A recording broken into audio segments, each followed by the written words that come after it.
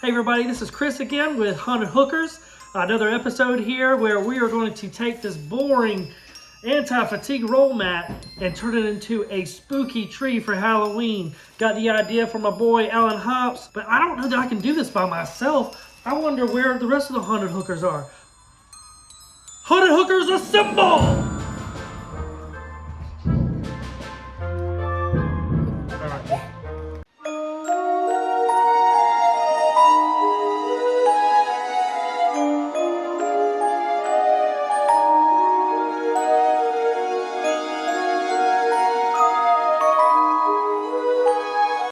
Alright, now that we're all here, I guess what the next best thing to do would be to go over the list of supplies that you're going to need.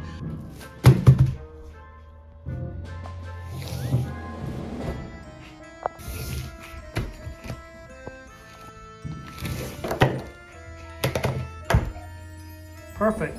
Can't get it on the table. Well, I got it.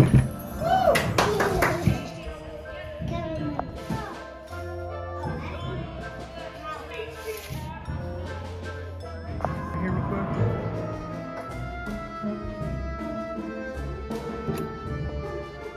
Monster snacks. Monster snacks. Okay, so we have our two rolls. I believe it's about 24 inches wide and about 6 feet long. And what Alan suggests is what we do is basically measure out about 18 inches. All right, so let me get my tape measure here and measure out 18. Mason, can you put your finger where 18 is so I can start? Ready? Nah, we're just kidding. We're not gonna do all that kind of stuff. But what we're gonna do is we're gonna cut off this remainder, okay? And we're gonna keep that for the next thing. So I'm trying to do it with scissors, so I'm not gonna bore y'all with how long that takes. And if you have like a little saw or something like that, saw blade, you can probably get through it a lot quicker. But like I said, I'm gonna try to just do it with the scissors. So hang tight. Okay, scissors were out. There's no way that I'm gonna be able to get that done, so we're gonna safely put them away. I also got the saw, and again, you know, it's just basically cutting out that edge.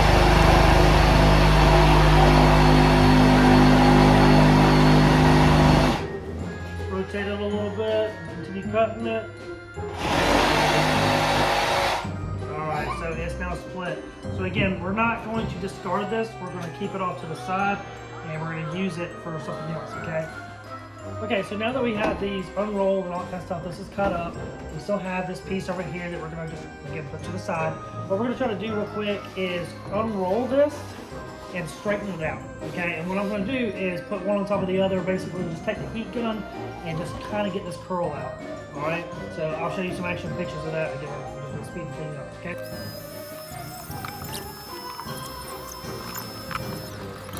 Okay, so we've got it pretty straightened out, and I've got it also lined up with the 18-inch cut that we did. I've got the side where we cut it away from the factory edge of the other one.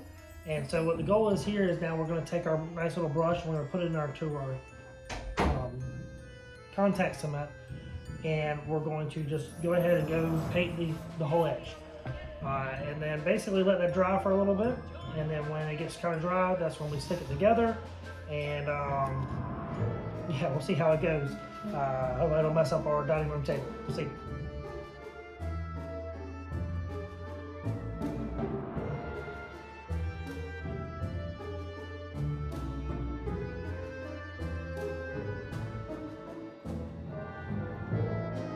Okay, so I used the heat gun to kind of cheat a little bit and get this to dry a little bit faster. And let me tell you right this second, like it's fusing pretty good.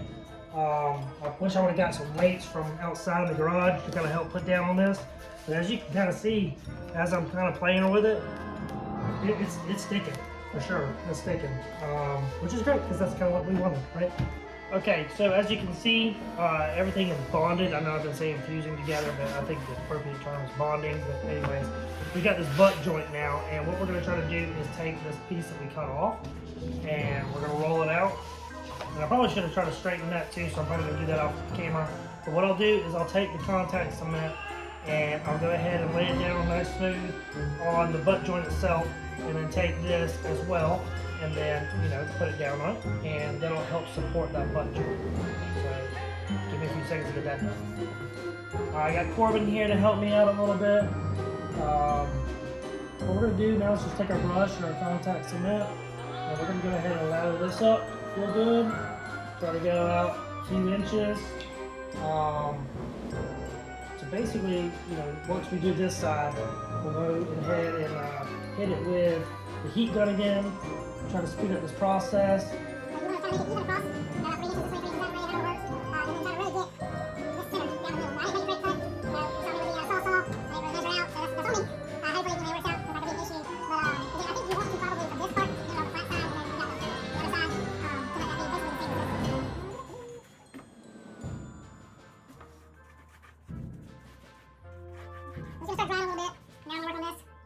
And like I said, probably following up with a heat gun.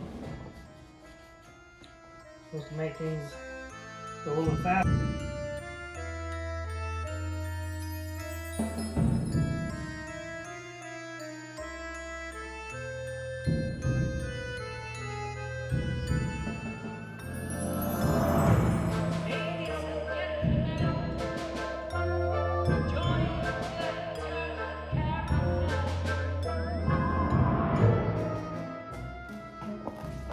Line this baby up, try to get it centered as best as possible. Now let's really try to get that butt joint protected here. Oh yeah, this is already starting to seal here. What's that word I was using earlier? I can't remember already. Bonded. It's already bonded. Alright, so now that we have everything laid out, the butt plate is supported. We've got our two Lowe's buckets. We just didn't have anything around the house, so we went and paid our money to get these. We went ahead and took the handles off of these. Oh, you can't see Mason. Oh, this video's already better because he's. I'm just kidding, Mason. I'm just kidding. But anyways, so what we're gonna do is put one of these buckets behind us and kind of get the layout here of how this is going to wrap around and see what kind of space we have. And so I've also got my drill here, and I've got it slightly smaller than, you know, like a 1/4 inch, basically to drill in here. The idea is to see how much it overlaps, and you know, we don't want it to be too big because it's supposed to fit over here. But we also don't want to measure from down here because this is the smaller side, this is the larger side. We want it to go in with ease. And without further ado, we'll just go ahead and jump to it, okay? So, Mason, you're going to hold this for me? And we're just going to roll this over, kind of see what we're talking about here. And it overlaps about 3 inches. Alright, so what I'm probably going to wind up doing here is going at about 1.5 inches down the whole seam here. We're going to green in a seam. And basically get it ready where we can zip tie it. Okay? Alright, as you can see, we have the tree started here. It's already taken shape. I put it on a bucket, and that's kind of how I started to make sure I had the right size. Alan Hops kind of goes ahead and measures it, and he knows, and he says to measure in about 1.5 inches. You can see about probably 1/2 inch here. And I put my two, probably about 2 inches down from each other, and it's got these big zip ties, and I'm actually going to leave about a space like this open. One, I think it kind of looks cool if that was to be looked at from this side, but the face of it's going to be right here, essentially, or I guess it's going to be more on this side, is what I'm thinking now that I see it. You know, it's either this side or the other side, and keeping the butt joint here. Okay, so we've got the butt joint here, we've got a Sharpie. It's not very thick, it's the ballpoint pen type of Sharpie. I just don't have anything bigger than this, I guess. But if you can see here, I started drawing the eyes a little bit. I'm going to cut those out a little bit, so I'm going to draw the mouth here in just a second. And yeah, we'll cut it out and it'll start taking shape here. But again, we're doing it on the butt joint side. We're not really worried about this. Alan was doing it on his, and I guess that's where we're supposed to do it. So perfect.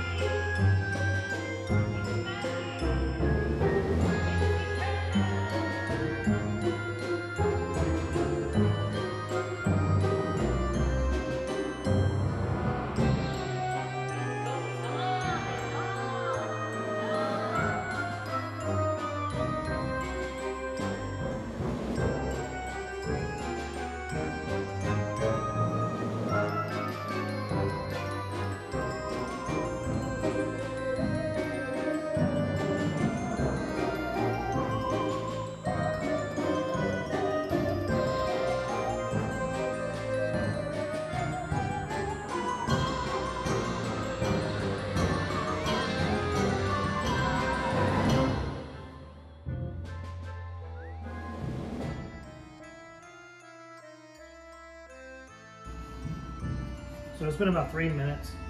You can see it's still got the marshmallowy kind of stuff to it. So we're gonna let it sit for a few more minutes, but we're gonna try to start pulling it off here a little bit. So we sprayed it down a little bit. Start to separate it from the bag. Start kind of messed up here. So you can tell again. There's spots where it's still not cured, I guess. It's kind of a cool material to use. I'm gonna keep picking up a little bit.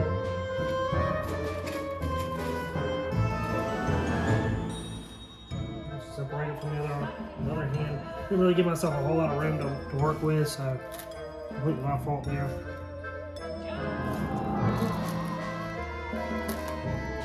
Alright, you can see where this is still gooey, so we're going to give it a few more minutes. Alright, you can see where this original one we did kind of already comes up. And so I'm just going to start shaping it a little bit. And making it round. Kind of pointing the fingers a little bit to make them more like, you know, tree branches.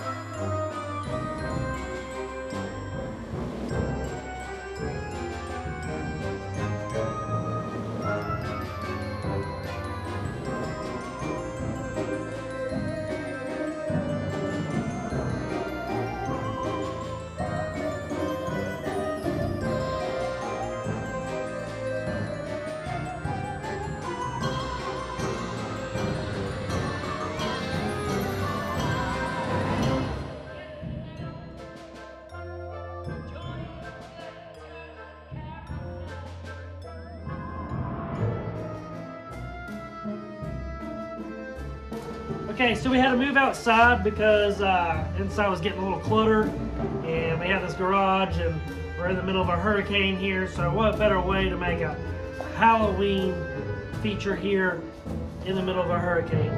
Alright, so what we've done is we've taken one of our Lowe's buckets and we've taken out the bottom and we've taken out the top.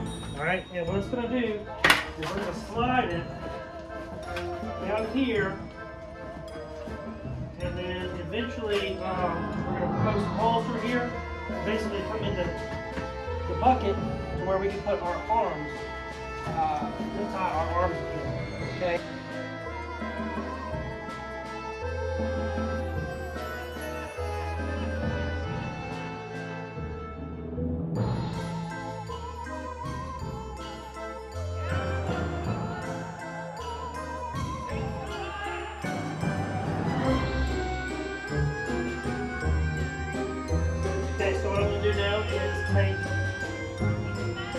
Our little edge here and put it on the tree and just trace kind of where it's going to be. I have pre-drilled my holes, and then that way I can put my zip ties through and have it where it can go over the arms to attach it, okay?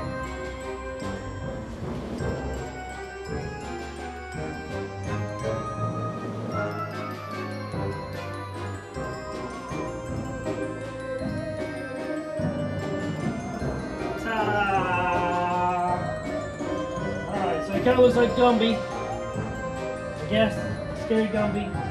Alright, so what we're doing is we're taking our mister, and I got a cup of a little bit of water in here, and I'm trying to spray or pour this into it. And at any rate, I get it to foam up, and I'm going to take my brush, and I'm just going to paint it on there. And this is my first time doing this, so I really have no idea how this is going to work, so we'll see. This again might be a blooper. We'll see. But I have Corbin taking a spray bottle, and he's just misting everything over it.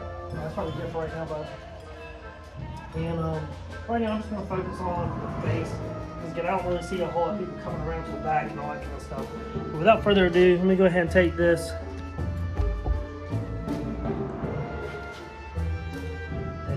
all of it in there. Again, I have no idea how much to put in. We are about to see. Might be putting way too much, or might be putting not enough. Gorilla glue apparently activates with water, so when you're gluing, you gotta have both surfaces with a little bit of water on there to help it activate. Again, I might have way too much water in here for what we're doing. I don't know. We'll see.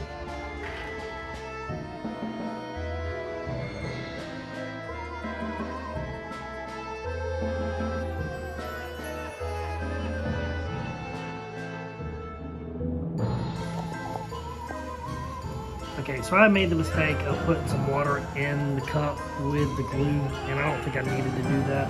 It seemed to work a lot better whenever I just put the glue on there after misting the tray itself, and then I just would take the paintbrush, get some glue on there, and just pour it all over, and then from there I would just take the spray mister and just kind of get it. So I'm going to probably do a few coats, like kind of get this up a little bit, just kind of like this. It's not dry yet, so but you can see where it's starting to puff up. All right, so it's had about 30 minutes to cure, and I mean I could go back and add some more, but I'm pretty happy with it for a first try. So right now what we're going to do is grab some black paint, spray paint, and just start spraying everything. Get it all covered in black primer basically, and then we'll start doing some other stuff with it too.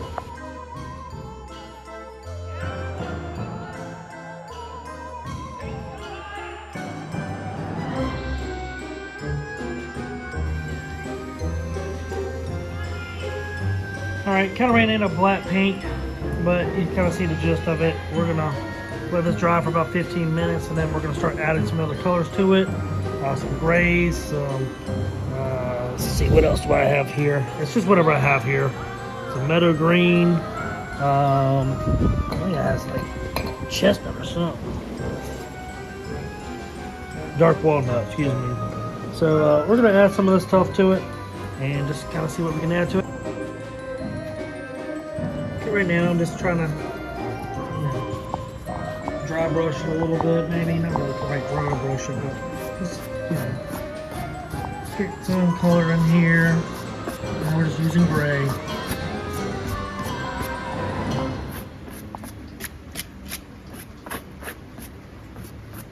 Just kind of spreading it out, not really going for evenly or anything like that, just trying to add some color to it, and we'll continue adding other colors, the browns and the reds, and yep, keep you updated.